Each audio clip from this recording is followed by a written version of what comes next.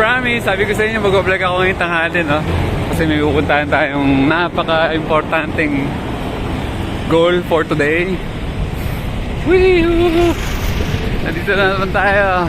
Meron nag-comment kanina sa ano ko sa vlog ko, hindi ko pa na-replyan. Okay.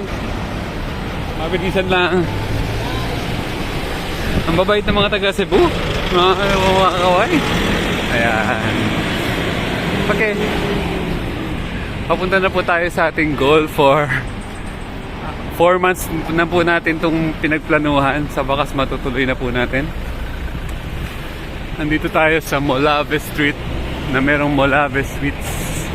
Sana hindi mag-overheat ang aking phone.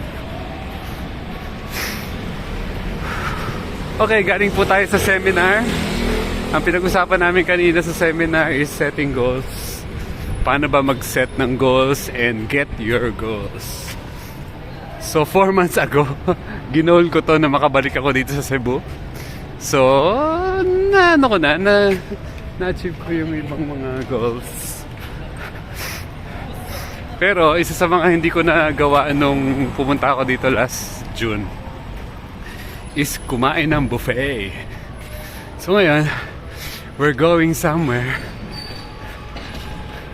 Ang kaganda ng mga buildings dito. Tapos maluluwag ang daan. At wala masyadong sasakyan. Tanghali na, alas 12 na. Oras na para mag-lunch. So, yung pupuntahan ko ngayon, imagine,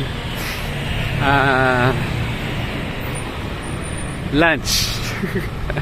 Buffet lunch. The only, parang siya lang yung nag-iisang nagbibigay ng buffet lunch sa buong Opier.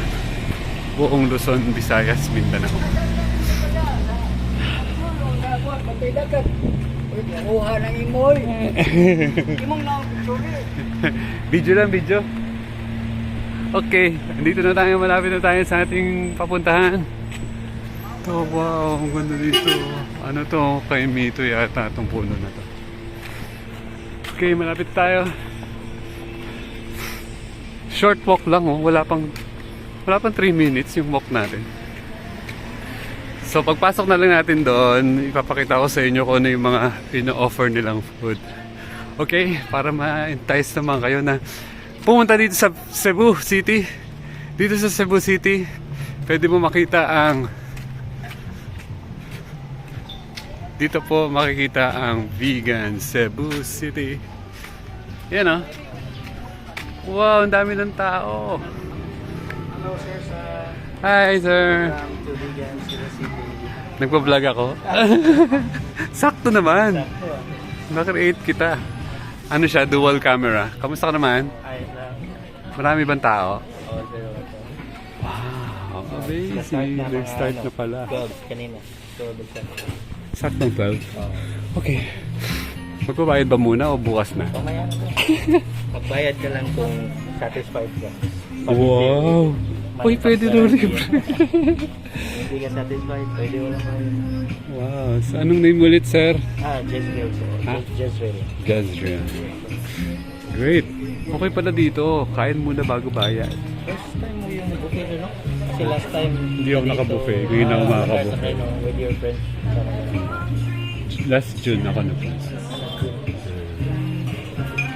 Okay. Patapusin ko itong vlog ko in 4 minutes. So, kung gusto niyo pumunta dito, nandito lang to sa may Cebu. Vegan, Cebu City, whole food, plant-based. Uy, may sasakyan. Baka mabangga tayo. Woo! Yeah! After 4 months, sa wakas, nakapila na sila eh. And, pag wala na yung tao sa pila, pakita ko sa inyo yung food. So, ang mura dito mga guys, 349 pesos lang. Meron ka ng vegan buffet. Kakain tayo dito ng tatlong oras.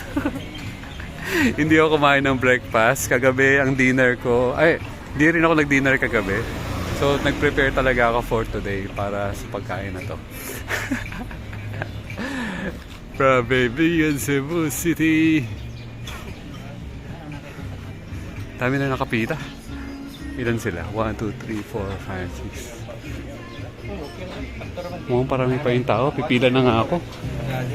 Pipila na nga ako. Pakita ko na sa inyo yung food.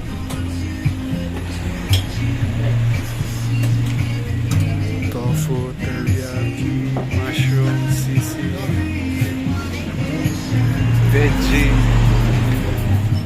veggie bihon, fried kangkong, pickled radish, organic rice.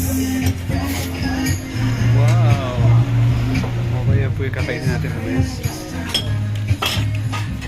Para ko to. Great.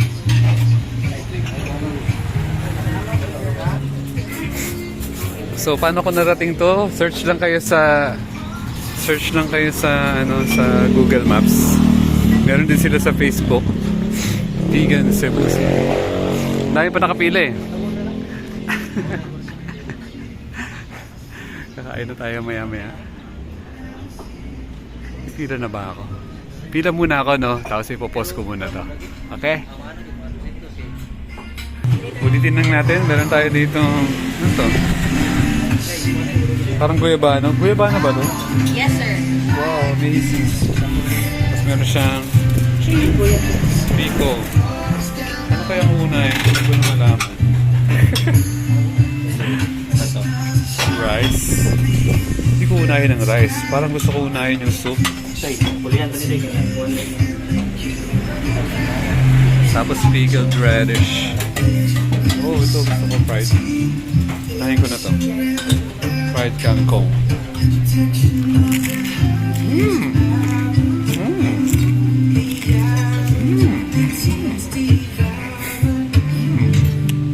Nga, buwan na ako ng plato. Ayan na guys. Ito na po yung plato natin.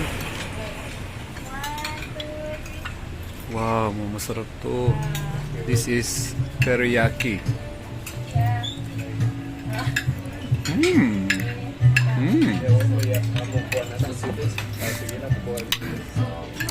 Anong strategy natin bro para marami tayong makain?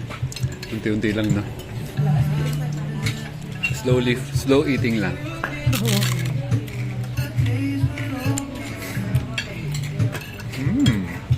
So yummy.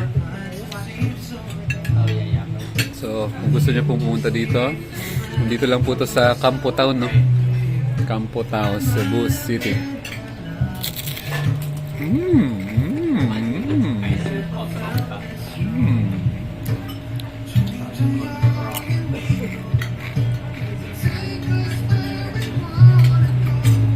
Ito yung famous sisig.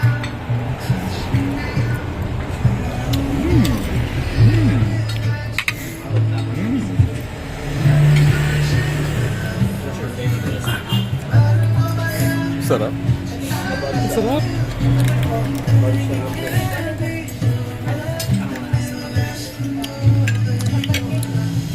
Hanggang ilan lang yung kaya nila deserve? Siguro mga 20 lang tayo, no? Sarap.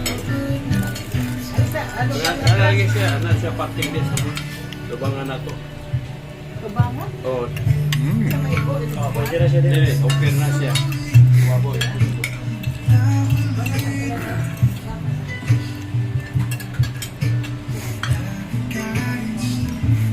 Hi. Kailan ulit meron? At least mga twice naman.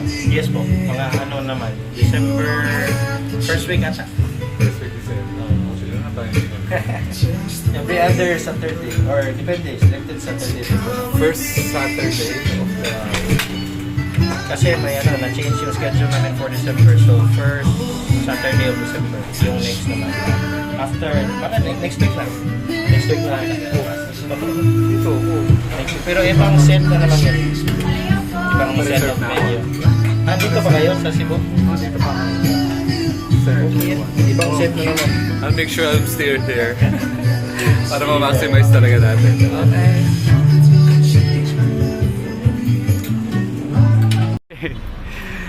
naputol na tayo kanina kasi nag-overheat na naman ang ating telepono. Meron tayong 2 minutes and 26 seconds para mabuo natin ang 12 minutes.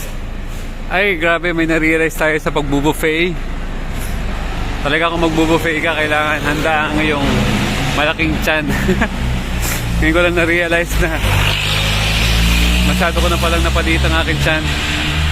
So, nakain ko lang siguro mga 1 kalahating plato. Hindi mo. Ang inisip ko kanina, kakain talaga ako ng 12 o'clock hanggang alas 3, yung unlimited. Ano lang talaga, takaw tingin lang talaga. Kung ako sa inyo, kung kakain kayo ng mga buffet na ganyan, kailangan di ka kumain ng... Hindi rin eh, talagang ano, limited na talaga yung ano, yung kailangan medyo malaki ang yung storage. Okay, pabalik na po tayo sa ating seminar. PSI seminar. Tatawid tayo dito. Then doon. Okay. Sobrang busog. Thank you for watching and i-upload ko na po to maya maya. And peace, kapayapaan sa inyong lahat. Para sa iyo next time mga gusto mag-buffet, punta lang kayo dito. 3 hours na buffet yon. So talagang sobrang mabubusog ka sa dami na pwede mo option na pwedeng kainin. Super busog. Yan po ang ating experience. Nagawa natin yung goal natin. Ganun talaga pag nag-reach mo yung goal mo, parang ganun lang, tapos na. Ganun talaga. Thank you for watching. At least nakuha natin yung goal natin after 4 months ng pag-aabang ng buffet na yun. Na-fulfill naman natin yung mga gusto natin gawin sa buhay. Yun ang importante. Do it! Do it! Gawin mo yung mga gusto mong gawin and huwag mong kakalimutan na pag may goal ka, kailangan tapos mo. Okay? Bye-bye!